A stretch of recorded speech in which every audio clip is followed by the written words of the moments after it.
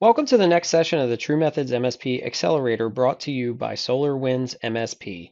I'm Bob Penland, joined by Gary Pica, and this lesson is building a recurring revenue sales engine. Hey, Gary. Hey, Bob. So here we are. We've covered a lot of ground so far, right? Yeah, And we're going to try to bring it together now. We're going to talk some basics around sales and also some sales process. This is the one area where we wish we could give you, we wish we had 10 hours.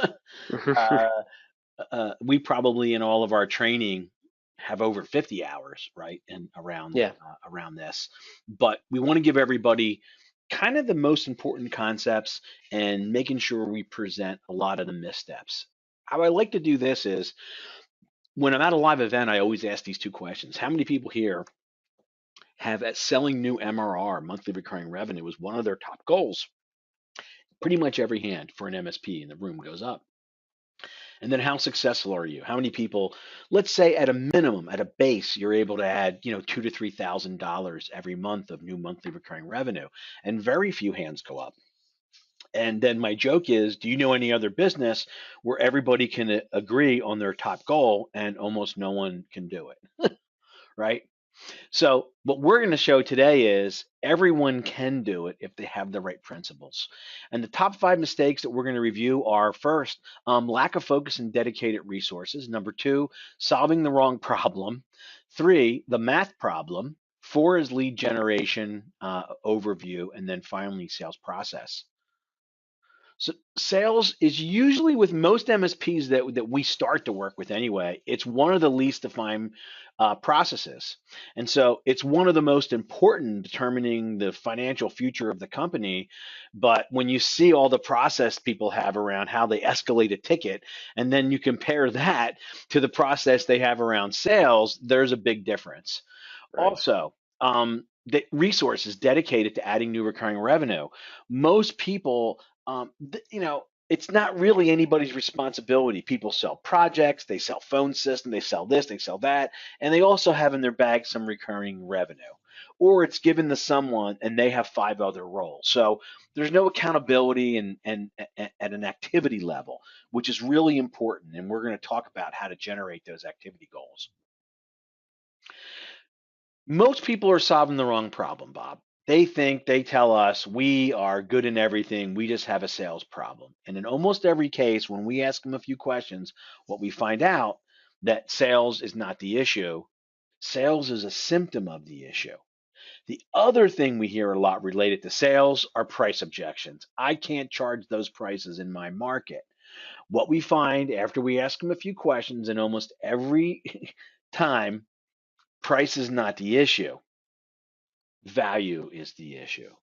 And if you can solve the value problem, you can probably solve both the price and the sales problem. Okay? So that's what we want to talk about. yep, We like to use this idea around reframing cost and results. This comes from the book Predictably Irrational. These two green dots that you see on the screen are the same size, but the one on the left looks larger because it's surrounded by relatively smaller blue dots. Those dots represent your monthly fee or your service offering. So on the left, let's just say that you're $3,000 a month and you're surrounded by smaller blue dots. Their current vendor and other competitors are 2,000 a month. Guess what?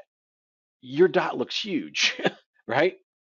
right, But on the right side, if we can surround our service offering and our price, our dot, with larger dots, for example, someone who is going to spend $3,000 a month with us as an MSP, they probably have cost and overhead in their business of anywhere from two to $400,000 a month.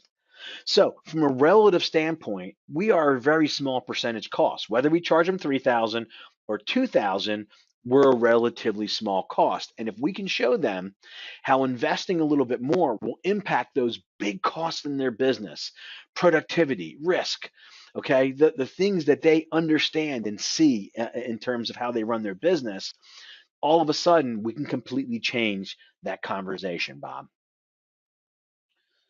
So you've heard us through this program in terms of when we talk about your offering and driving results and packaging and pricing, this concept of sales separation, of creating a separation in people understanding your offering compared to other people's.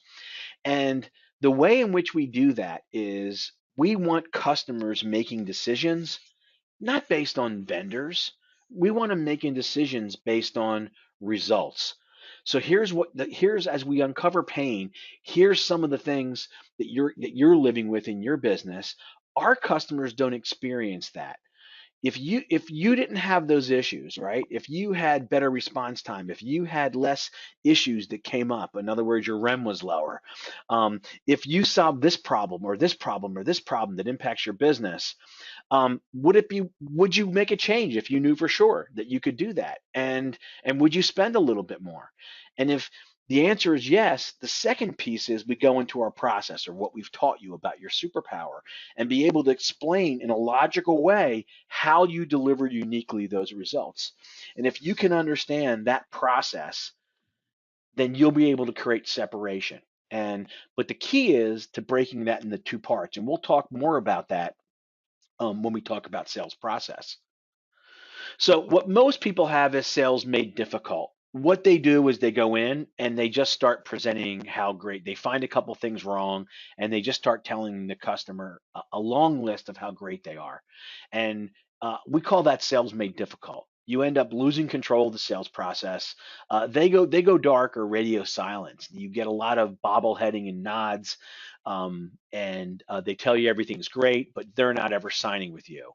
You get surprises. You get to the end, you think they're ready to do business with you. Then you find out that they're still talking to their incumbent, okay, is still in the running. Or they're down to two vendors and you thought it was yours, or price is still an issue, even though they told you they thought they'd have to spend more to get better results. What's happening is you have not moved up that value stack or you're not articulating it in that way. So they're thinking everyone looks the same, like at the bottom of those foundational items, the things we all do the same, and you haven't created separation with your high value items. And if you look at your sales presentation, it tells you a lot about you. It tells you about your sales process, your ability to create that separation, your belief system. Are you really impacting every customer's business in a way that's different than your competitor? And the reality of your service delivery where you are. Bob, when we talked about packaging and pricing, we talked about these four service delivery areas, right? Of centralized services support, and then our purely proactive, high value areas of alignment and VCIO, and getting the customer to see things in this way. Otherwise, this is what they see. They see Right. some long list of features that you have, some long list of features that someone else. Everybody says that they have experience. Everybody says they're a trusted advisor. Everybody says they have the best tools, and you're trying to convince them. And when that happens, and it looks like this is why it comes down to price too often. This is a little segment, Bob. I like to call Dear Gary. Dear Gary, your price is $700 a month more than the other two vendors. What gives Love a skeptical prospect? I'm going to guess that just not even our MSPs, because I don't do sales right with the new MSP, just personally running the first MSP, I think I've been on over 1,400 sales meetings in this industry. Almost every time, two things were the same in every situation when I walked in to meet someone for the first time. One, they told me they were fine. Two, when we had a conversation and they realized at some point they might not be fine, in order to get their new definition of fine, we almost had to charge them more. So I've had this conversation in different ways, hundreds and hundreds of times. So I'm thinking about one specifically so that I can take people through it. I call up the customer and I'm like, "Hey, listen, yeah, we're 700 bucks more. Why do you care?" They're like, "Well, because I'm a smart business person. Of course I care about $700 a month more." I'm like, "Well, let's talk through it. Maybe I can help you. Look, you told me about a few things that were going on in the business. Three of them you felt were really impacting your business, right? Whatever they might be. And um and they're different in every account. Maybe that they had a server that was down for 2 days, or they've had a recurring backup issue, or it's a response time, whatever that might be. Do you feel like us and the other two vendors you're looking at, that you're 100% sure that all three of us are going to solve those problems guaranteed? Because if you do, you wouldn't spend $700 a month more. You wouldn't even spend $1 more. And he said, well, Gary, we like you, your process, everything you explained better. It's just that $700 is a lot of money. So I said, well, if the difference was only $350, if the difference was half, would we even be having this conversation? And he said, probably not. And I thought to myself, okay, one, I just cut the delta in half, and I'm only 20 seconds into the conversation. So far, so good. Two, I got the deal at 350 discount if I want it, but I want to keep going further. So I did. So I said to him, okay, so what if you only had two choices, right? What if, remember we talked about our process around alignment and VCIO, those roles and process, 100% proactive, and we tied them back to your examples. That's why we charge more. So and you told me that it makes sense that our customers would get different results. So let me ask you this. What if this was your two choices only? One, you could spend $700 less than we're asking, or $350 less than you want to spend, and have things be a little bit better than they are now, but really not be guaranteed you can solve those things. Or you make the right investment, you spend this much that we're asking, and you feel that you're guaranteed that those things go away. If that was your only two choices, to live with some of those things or to solve 100% of them, which would you do? And he smiled, he laughed, and he said, okay, I got you. And we went ahead and we were able to sign that deal, right, for $700 more a month. So what I'm saying here is what I was able to do is, instead of showing them that one big list of just items you couldn't compare, we separated. We focused on our two proactive roles, right? And how one built on the other and really created at a high level with big broad strokes a different value proposition, as opposed to this is what they would hear. Right. Does that make sense, Bob? I hope it does. Yeah, it does to me. Okay. But remember, separation's created in the delivery process. We only explain it in the sales process. That's why when we go back here, in every aspect of service delivery, packaging and pricing, and now sales, we go back to the same core concepts, and some of the math we showed you behind that, of lowering those reactive support costs and increasing what we can spend and the resources we have to the high value areas, Bob. Yep. All right. Next, let's talk about the math problem. A lot of people don't understand the basic sales math, and so it's not that complicated. And once we explain it to you, you're going to be able to make better decisions on how you build a sales engine. So this is the formula for recurring revenue sales.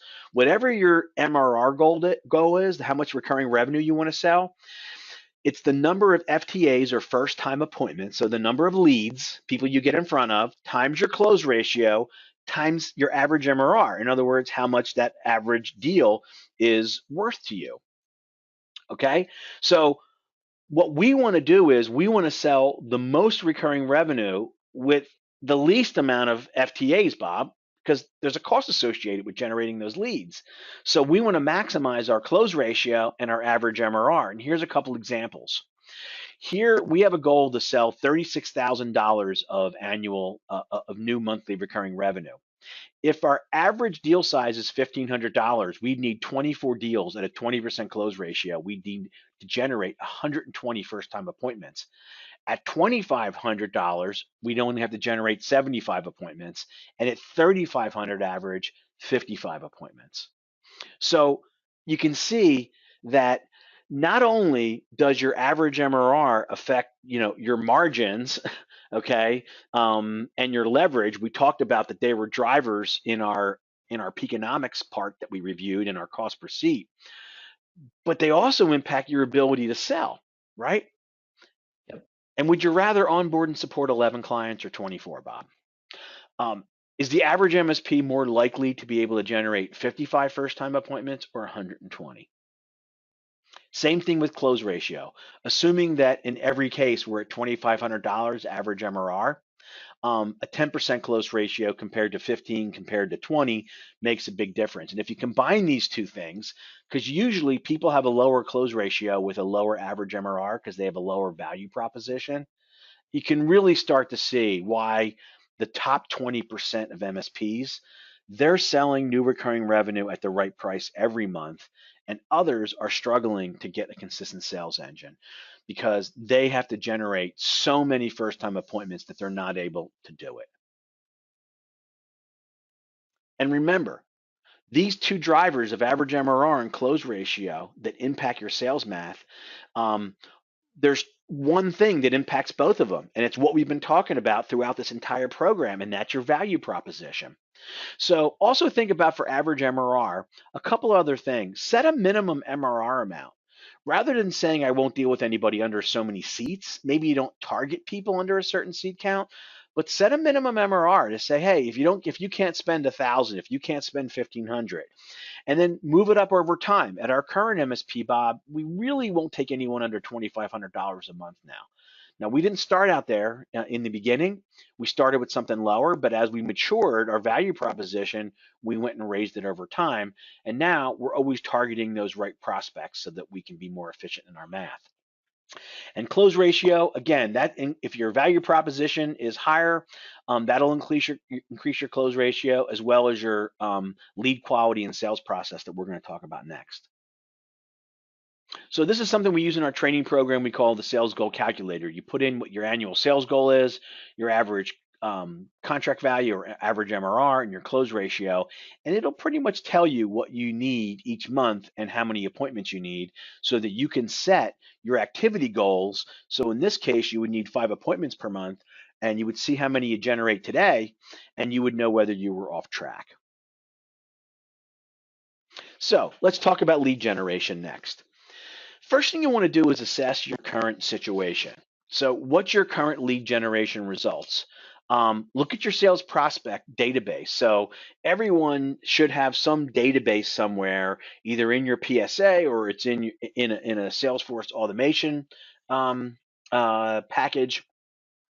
How many customers are prospects are in there, and how much do you know about them? And then we will look at those by buckets like this. So, how many of what you have are suspects? People that you have their names, but you really don't know for sure whether they even fit your criteria of someone you'd want to do business with. Prospects are people you've identified. They're the right size, they're in your geography, they're in the kind of business you want to do business with, they fit all your generics, so they're a prospect.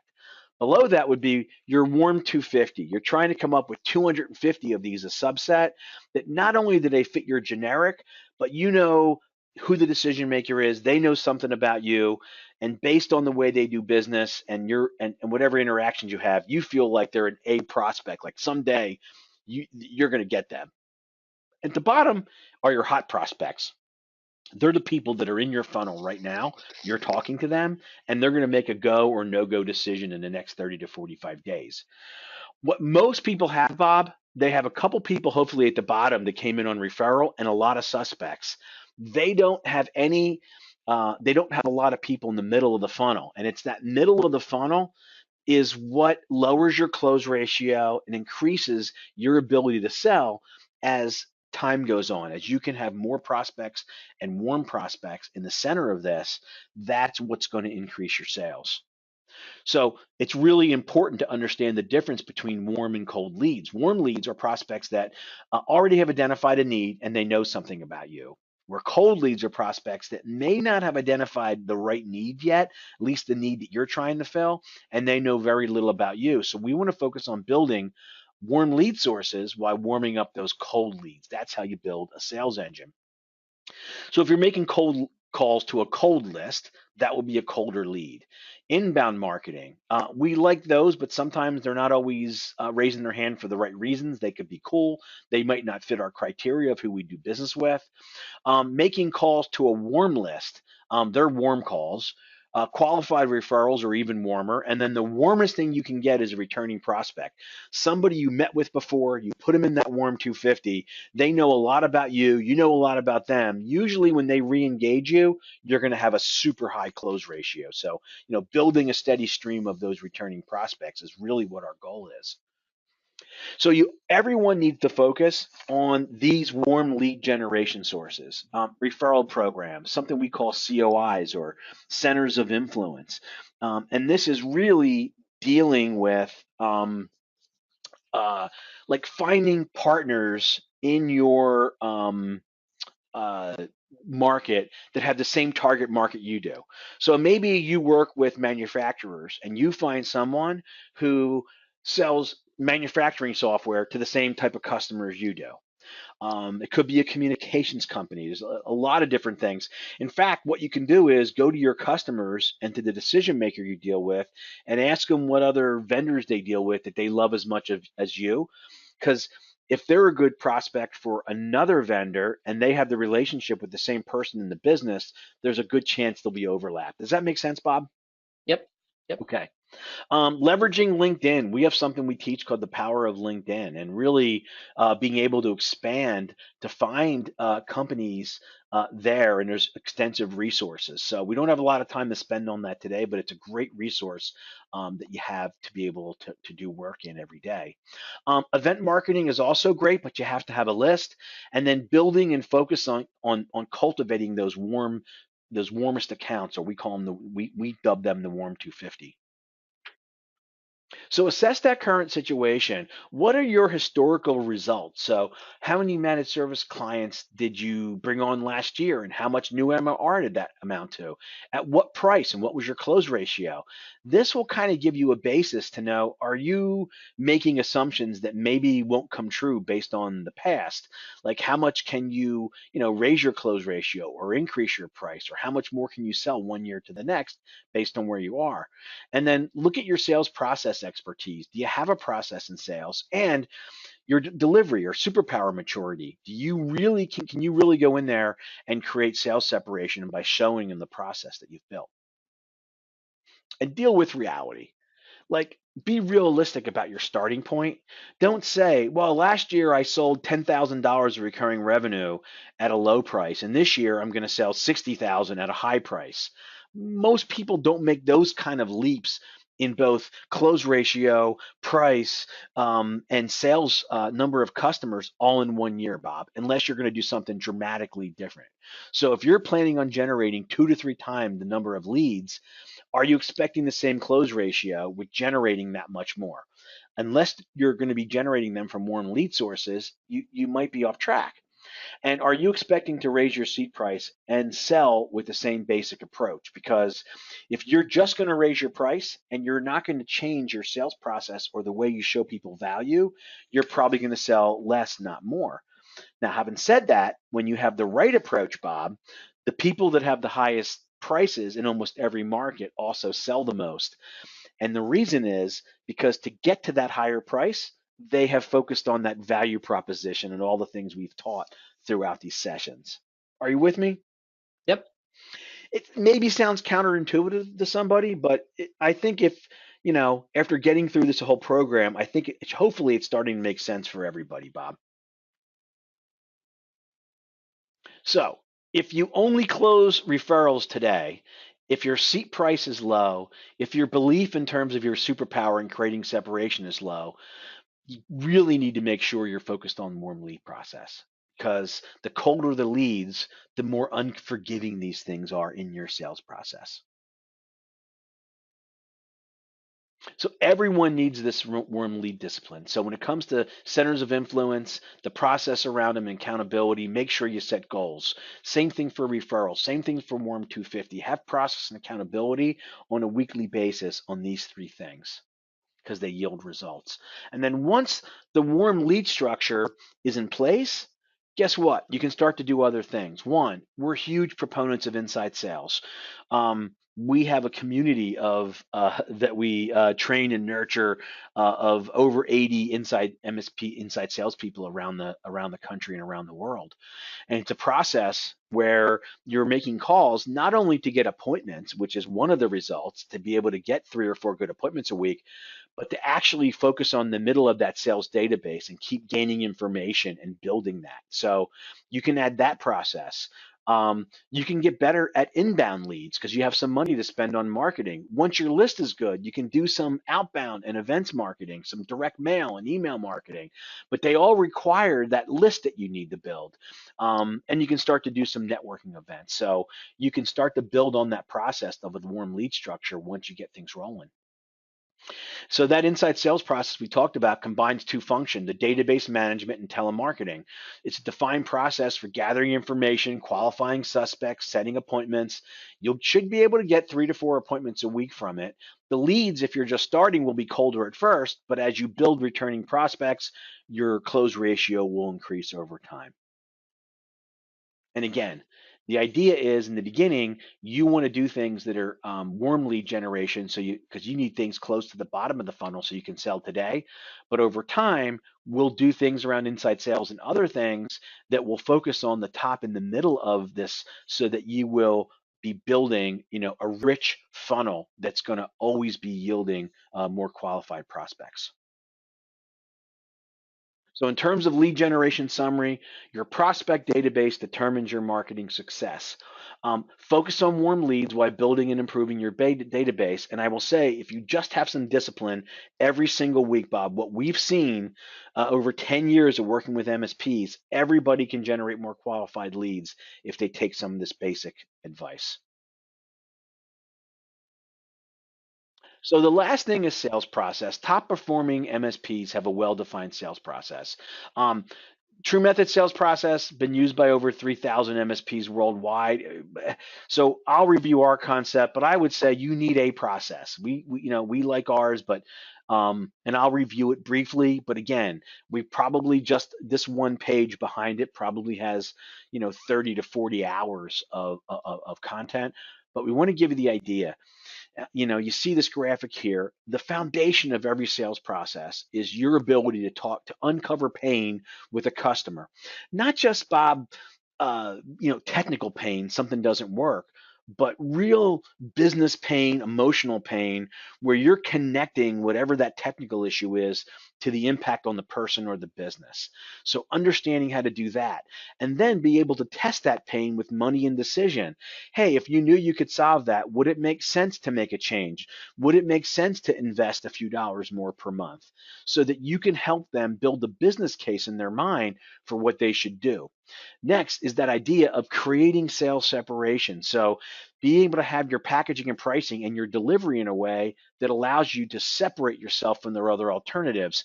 And something we call the balance, understanding that most people think that they make decisions logically. So we sell logically, but the reality is they almost always make decisions emotionally. So making sure you build into your sales process a way to understand those emotions and be able to test and tilt the balance in your direction. And something we call the door, which is you do not want to move on to the presentation piece of giving up your sales assets of presentations and references and proposals until you're 80 to 90% of the way through the sales process. And this is the one discipline that most people struggle with. And if you can learn how to do that and what techniques are involved, you are going to have control over the sales process. Because once you give up those sales assets, Bob, and find out that they're still looking at somebody else or they still have to talk to someone in their business, that's when you lose complete control. And so that's what sales discipline is about. Then, of course, the presentation, which should be easy, because once you get to the presentation, we've already confirmed they want our results. And that they're willing to make the investment. And all we have to do is prove that our process and our superpower is going to yield uniquely those results in order to close the sale. And finally, when it comes to controlling the sale, we have fun with two things we call WHAN and WHAWHN. What happens next and what happens after what happens next. So when you talk about Bob protecting those sales assets, someone says to you, "Hey, great, sounds good, and I really like your presentation. Can you send me over a proposal?" Most people will say, "Yeah, yeah, I'll get it back. I'll send it over to you tomorrow." But instead, you might want to say, "Okay, so I send you over a proposal. You get it. Like, what would happen next?" "Oh, well, I'm going to go out and talk to two more people and get their proposals." Okay. Do you really still want to send them that proposal, Bob? Right? No. Hey, the next step is you come to our and take a tour of our place. Great. Okay, assuming you come and that goes well, what would happen after that? So what this does, Bob, this it's almost like the best thing we have of a time machine where we can deal with future objections now while we're in front of someone and before we give up those sales assets. So that's a really condensed version of sales process, Bob. Yeah. But I will tell people this: if you can't hire a salesperson and you can't train them and you can't get them functioning on how to handle in a consistent basis in the same way what they do on a first call, second call, presentation call, those pieces, um, and get results, you probably don't have a sales process today, and you're probably not using one. So these are those five top sales mistakes, and I think we've covered them all. Lack of focus and dedicated resources. Sometimes people are not solving the root problem. They think they have a sales or price problem and they have a value problem. Understanding the math of this business, getting a good, solid, realistic lead generation plan in place and focusing on the right things first, and then having a sales process. So if you can do these things on top of everything else we've talked about, where you align your service delivery and your value and your packaging and pricing, um, and you have a little bit of focus on these five things, you're going to get dramatic results, Bob.